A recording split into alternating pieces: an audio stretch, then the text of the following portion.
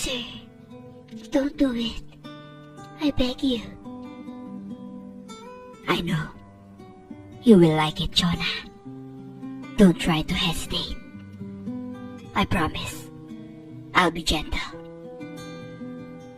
Ngising sabi niya, habang patuloy na lumalapit sa akin.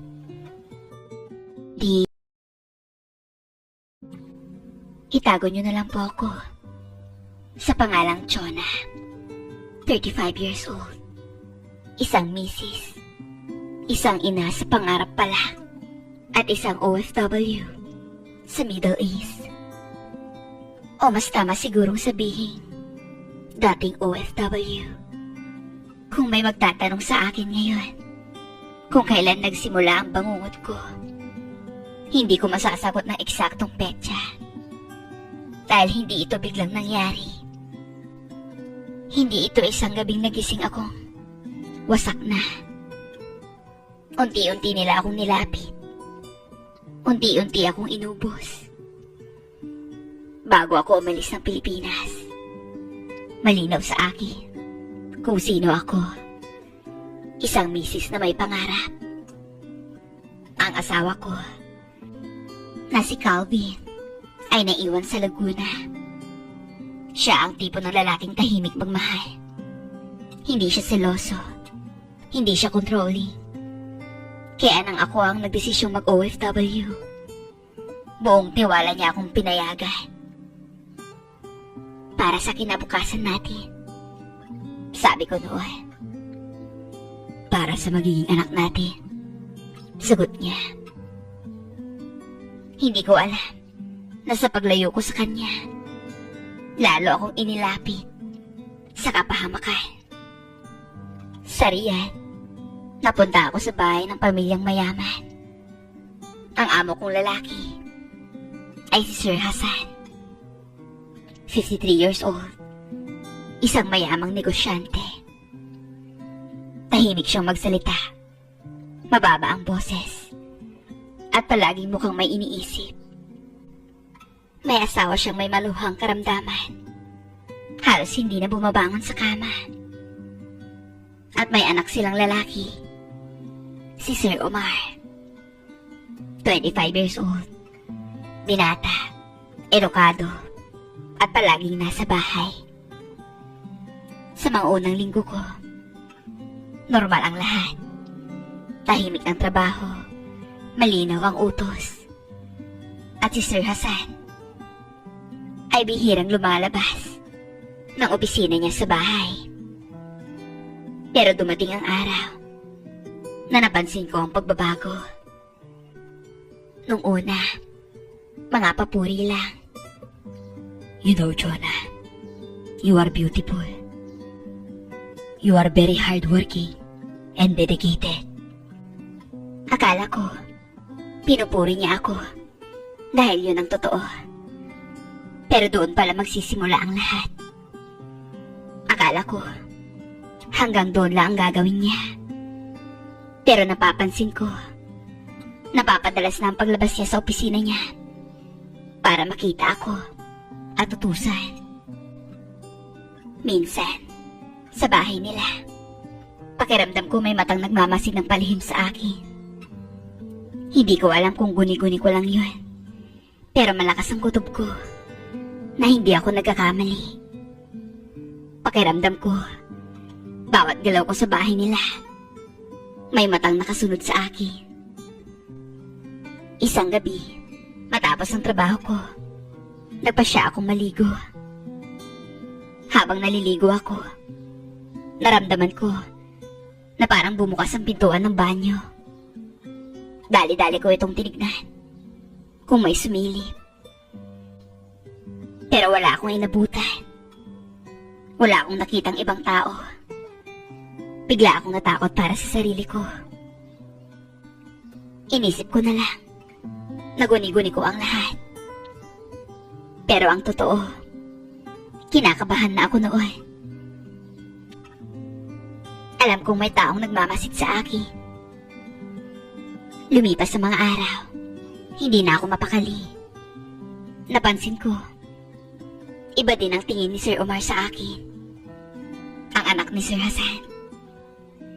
Kakaiba na parang pamilyar ang tingin niya. Hindi kami nag-uusap.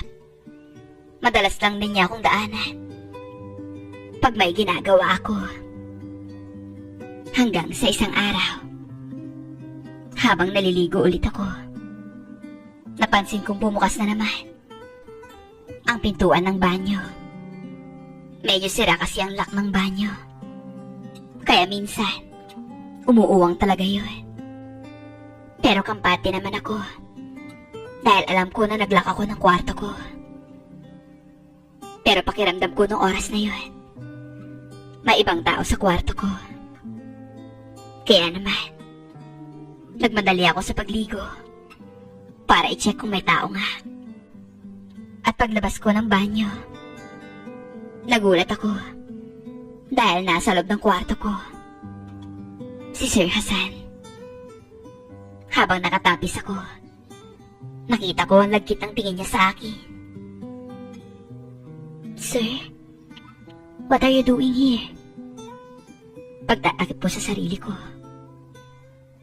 unti-unti siyang lumapit. Jonah. Sir, nanginginig kong sambit. Sir, do you need something? Medyo maatras pa ako dahil palapit siya ng palapit. Nang maramdaman ko yung likod ko sa pader, doon lumambot ang tuhod ko. Sir, I think I can't take this anymore, Jonah. What do you mean, sir? Do you need something? Yeah, I need you. Sabay hawak niya sa bewang ko. Sir, please. I have family in the Philippines. Don't be scared, Jonah. I won't hurt you. Ramdam ko ang init ng kamay niya sa bewang ko. Sir, I don't want to get in trouble. You won't get hurt if you just agree to what I want, Jonah. Please, sir. I beg you. Don't do this to me. I know you will like this, Jonah. Doon, hinalikan niya ang leg ko. Sinubukan ko siyang itulak, pero mas malakas siya sa akin. Don't make any noise if you don't want something bad happen to you. Natigilan ako. Pag nahuli kami, mas malalagot ako. Unti-unting tumulo ang luha ko sa mga mata ko. Wala siyang pakialam kahit umiiyak na ako. Just try to enjoy, Jonah. Napapikit na lang ako nang hinalikan niya ako sa labi. Hindi kalaunan ay tinugon ko na lang ang bawat halik niya. Sa hindi ko maintindihan na rason, bakit ako pumayag? Siguro dahil sa takot na baka may gawin siyang masama sa akin. Hindi na ako lumaban sa gusto niya. Hinayaan ko na siya. Hindi ko may tatanggi na nagustuhan ko ang ginagawa niya sa akin. Very good girl. Ngiti niya sa akin.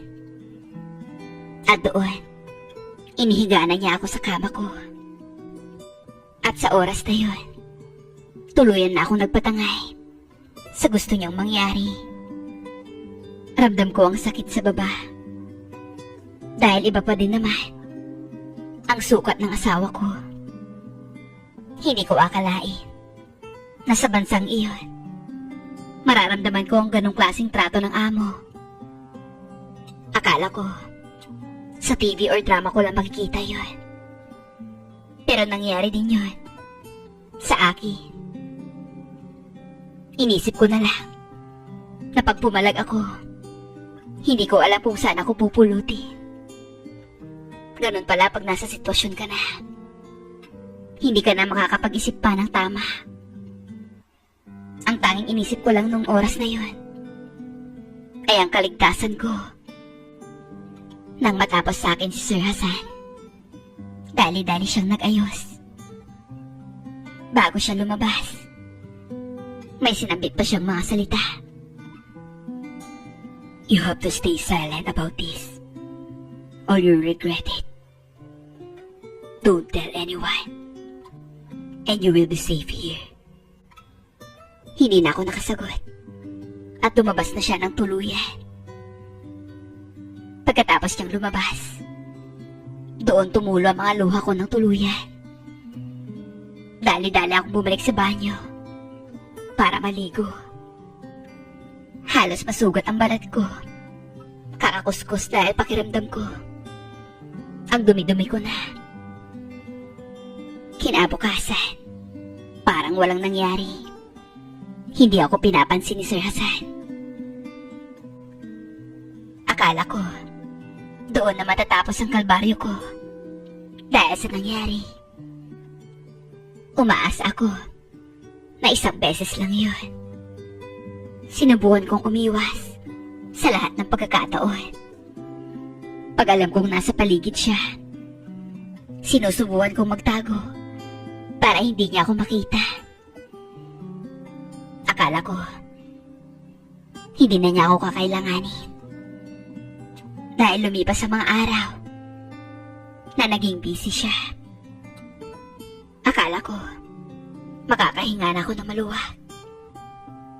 Pero ilang araw pa nga ang lumipas, ay pinatawag niya ako sa opisina niya. Wala akong nagawa, kundi pumunta doon. Pagpasok ko, agad niyang nilak ang kwarto. Nagulat ako. Nanginginig dahil alam ko na may balak na naman siya. Sir, what is it? Tanong ko kunyari. Kunyaring wala akong alam sa balak niya. You know what I want, Jonah. Sir, please. I beg you. Come here, Jonah. Don't make me angry. Wala na akong nagawa dahil sa takot. Dahan-dahan akong lumapit sa kanya. Good girl. That's what I like you. You are very obedient. At doon, hinapit niya ako palapit sa kanya. At hinalikan ng mariin sa labi. Hindi na ako tumutol. Dahil nung panahon na yon, pakiramdam ko, wala akong kakampi. Kaya naman, kesa lumaban ako, hinayaan ko na lang ang mga pangyayari. Kahit pagkatapos nun, ay diring-diri ako sa sarili ko. Pag tumatawag ang asawa ko, nagpapanggap ako na ayos lang ang kalagayan ko. Hindi ko magawang magsumbong. Dahil baka mas lalo kong ikapahamak. Hello, mahal. Kamusta ka na dyan? Hello, mahal. Ayos lang naman ako. Malumanay kong sagot. Kayo dyan, kamusta na? Ayos lang din kami dito, mahal. Huwag mong papabayaan ang sarili mo dyan, ha? Oo, mahal. Salamat. Miss na kita. Mas miss na kita, mahal. Pinipigilan ko ang humikbi. Ayos ka lang ba dyan, mahal? Umiiyak ka ba? Hindi, mahal. Namimiss lang talaga kita. O siya, may trabaho pa ako. Sa susunod na lang ulit, ha? Sige, mahal. I love you. I love you too. At pagbaba ko nga ng tawa, ay doon na bumuho sa mga luha ko. Sa paglipas ng mga araw, akala ko, kay Sir Hasan ko lang mararanasan ang kalbaryo ko. Pero isang araw, nagulat ako nung minsang wala si Sir. Akala ko, magkakaroon ako ng kapayapaan kahit papaano dahil nasa business trip siya. Habang nagwawalis ako sa tapat ng kwarto ni Sir Omar, biglang bumukas ang pinto niya Nagkatinginan kami. At doon, dali-dali niya akong hinila papasok sa kwarto niya. Kinabahan ako sa ginawa niya. Sir Omar, do you need something? Pagtatanong ko. Pero nagulat na lang ako nang narinig ko na nilak niya ang kwarto niya. Napaatras ako. Sir, I know what you are doing, Jonah. What do you mean, sir? You and Baba. Akala ko, concerned siya sa nangyayari sa amin ng ama niya. Akala ko, siya na ang taong makakatulong sa akin. Kaya naman, nagpa siya akong magsabi sa kanya. Sir, can you help me? I'm very scared. That's why I can't say no to your Baba. Akala ko, tutulungan niya ako. Kaya niya ako kinakausap noon. Pero mali pala ako. Biglang nag-iba ang tingin niya sa akin. Tingin na hindi ako tutulungan. Unti-unti siyang lumapit. Sir, please, I beg you. Do you think I drag you here just to help you? Sir, please don't. If you want to stay safe, I want the same treatment you gave to my Baba. Sir Omar, please, don't do this to me. Paglalayo ko, pero nang makorner ako, lumapit siya para bumulong sa tenga ko. No one else will help you here. Itutulak ko na sana siya para makatakbo ako. Pero mabilis siyang kumilos at na-corner niya ako ulit. Don't try to run or else. At doon, hinalikan niya ako sa labi. Sinusubukan ko din siyang itulak. Pero wala na akong nagawa. Tinanggap ko na lang ang lahat ng oras na yon. At tulad sa ama niya, hinayaan ko na siya sa gusto niya. Hindi ko alam kung ilang beses niya ginawa yun sa akin. At nung magsawa siya, doon siya tumigil. Now I know why my Baba likes you. Hindi ako umiimik. Don't you ever tell this to Baba. Understand? Yes, sir. Now, go out.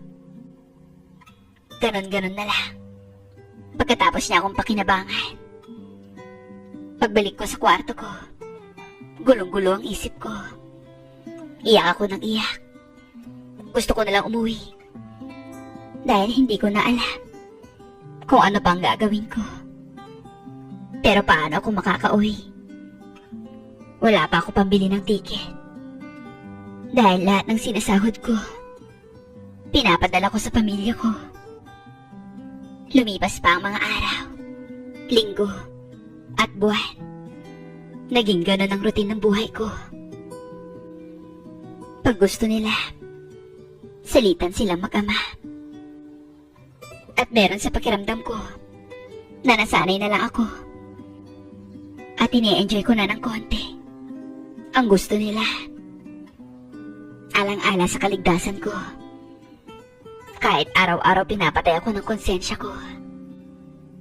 Hindi pa din alam ni Sir Hassan na may nangyayari din sa amin ng anak niya. Pag wala siya, si Sir Omar ang pumapalit sa kanya. Wala akong ibang choice. Dahil hindi din ako nakakalabas ng bahay nila. Alam siguro nila na pag nakalabas ako, ay gagawa ko ng paraan para makaalis sa kanila. Kaya tiniis ko na lang ang lahat. Hanggang sa isang araw, dumating ang tuluyang sisira lalo sa buhay ko. Nang makaramdam ako ng sintomas sintomas ng pagbubuntis. Sasabihin niyo, bakit hindi ako gumamit ng proteksyon? Paano ko gagawin yun kung wala akong kalayaan sa mga amo ko? Magdadalawang buwan na nang napansin kong delayed ako. At doon lumakas ang hinala kong buntis talaga ako. Ang malala doon, hindi ko alam kung sino sa kanilang dalawa ang ama. Kaya naman, sinubukan kong kausapin si Sir Hassan. Nagbabasakaling matulungan niya ako. Sir, I think I'm pregnant. Napatingin siya sa akin. Malalim. Are you sure? I don't know, sir. But I'm delayed for about 2 months. Sir, can you help me?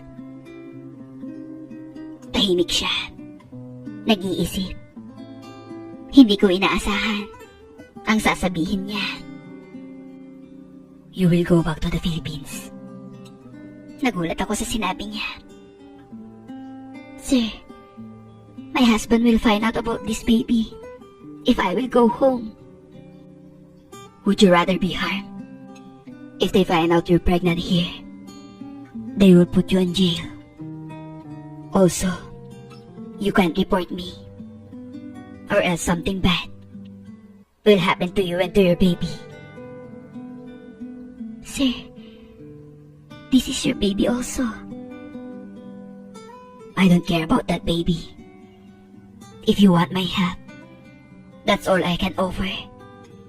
Return to your family and never ruin my reputation. Please, sir. Would you rather end up in jail? No, sir. I will go home. Good.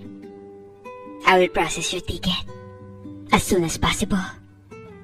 And don't tell anyone about that baby. Yes, sir. Umiiyak akong lumabas ng opisina niya. Hindi ko na sinubukang lumapit kay Omar dahil alam ko na masakim yun sa tatay niya. Kaya naman, minabuti ko na lang na manahimik habang inaantay ang tiket ko pa uwi ng Pilipinas.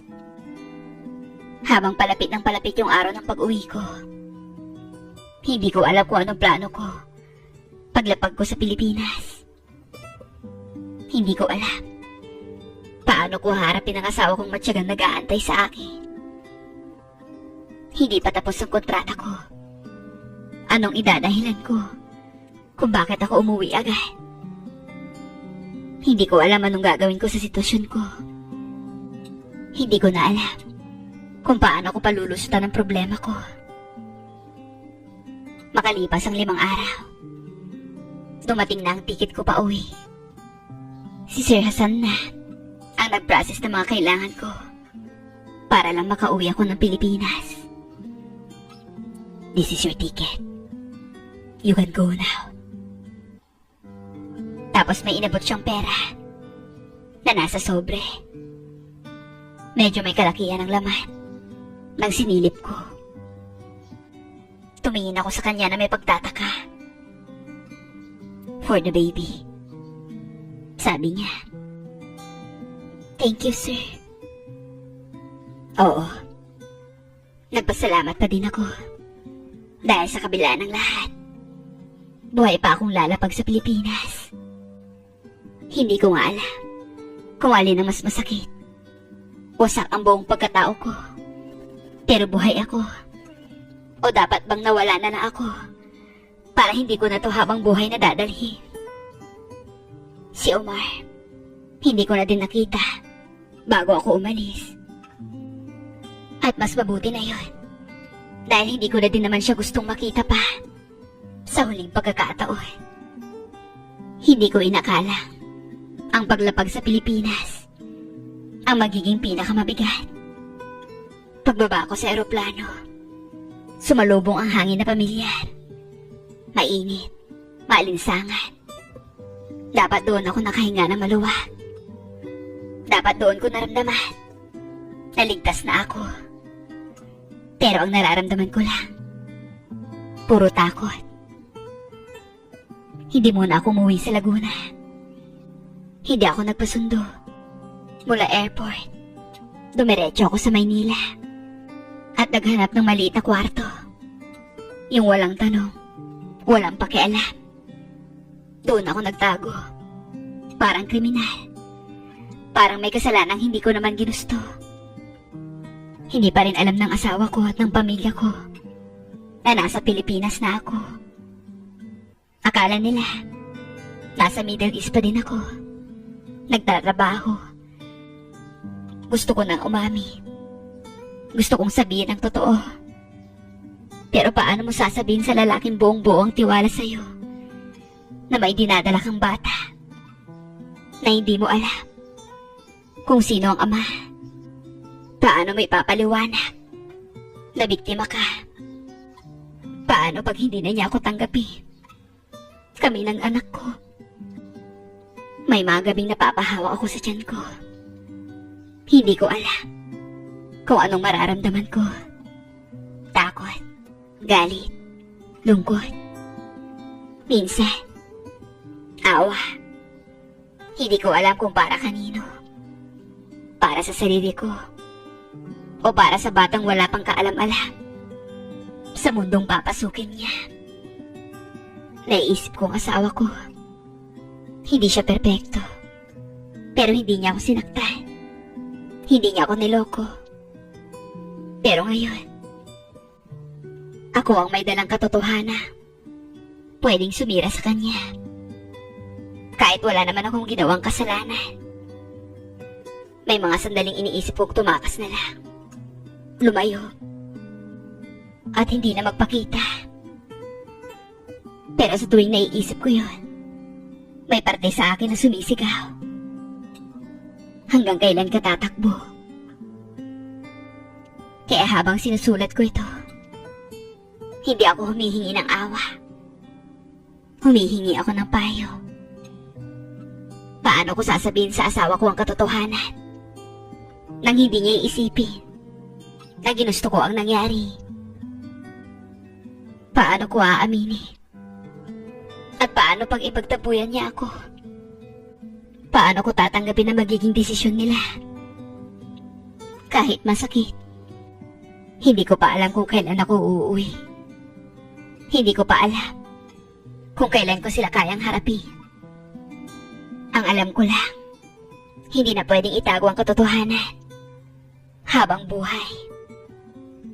Kung may isang aral akong natutunan sa lahat ng nangyari, hindi lahat ng katahimikan ay kahinaan. Pero hindi rin lahat ng pananahimik ay nagliligtas. Ngayon, hawak ko ang pinakamahirap na desisyon ng buhay ko.